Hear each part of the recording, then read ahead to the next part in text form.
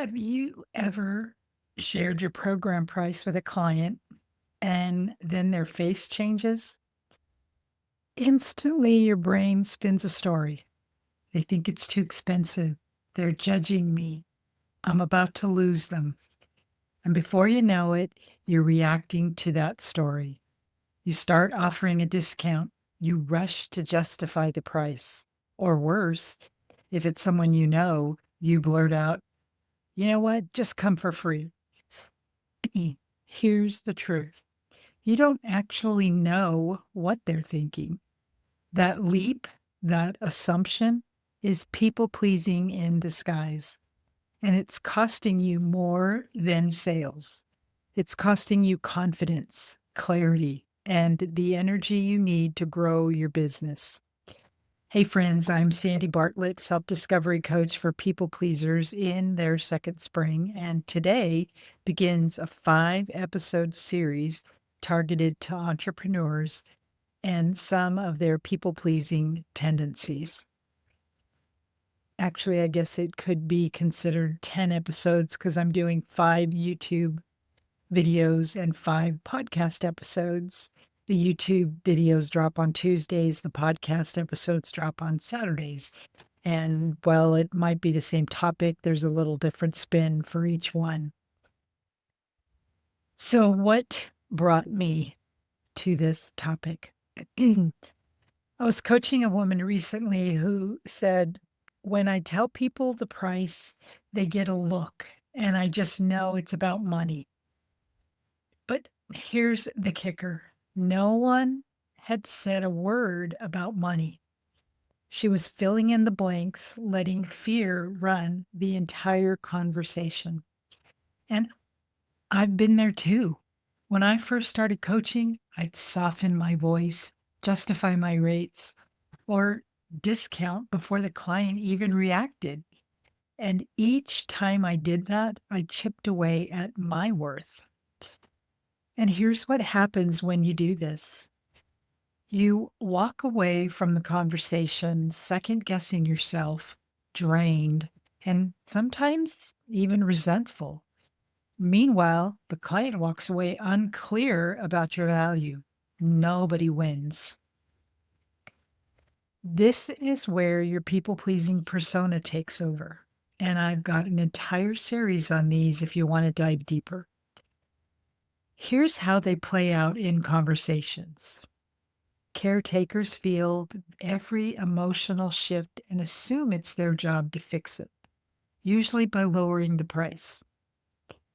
Chameleons shapeshift on the spot, changing their offer to keep clients happy. Performers panic in silence and start piling on extras just to prove they're worth it. Peacemakers undercharge because the thought of conflict is just unbearable. And ghosts, they don't even make the offer. They vanish to avoid the discomfort.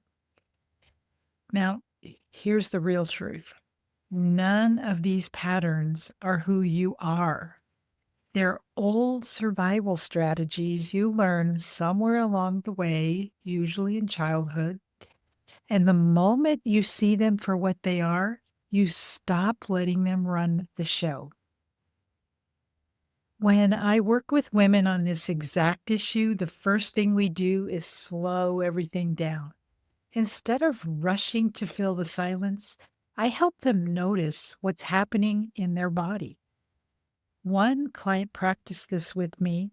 She shared her price, felt the urge to backpedal, but instead paused and asked her client, I noticed your face change. What's coming up for you?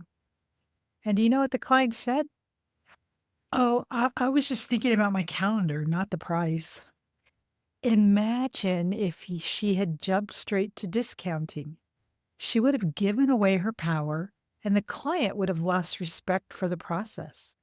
That's the difference this makes. And on a deeper level, this isn't just about sales, it's about energy. When you mind read, you leave your grounded center and pour your energy into someone else's field. You try to carry their reaction before they've even spoken. And here's how you know the difference. Intuition feels calm, clear, and spacious. Assumption feels anxious, tight, and rushed. Spiritually, this is about trust. When you assume, you're trusting fear. When you ground and ask, you're trusting yourself. And that trust creates the space for your client to trust you too. So here's your practice. The next time you notice a client's face shift, don't assume. Say, I noticed your face change when I mentioned the price. What's coming up for you?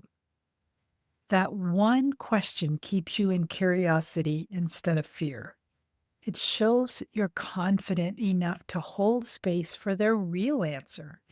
And most importantly, it stops the cycle of shrinking before the conversation has even started. Now, I know what you might be thinking.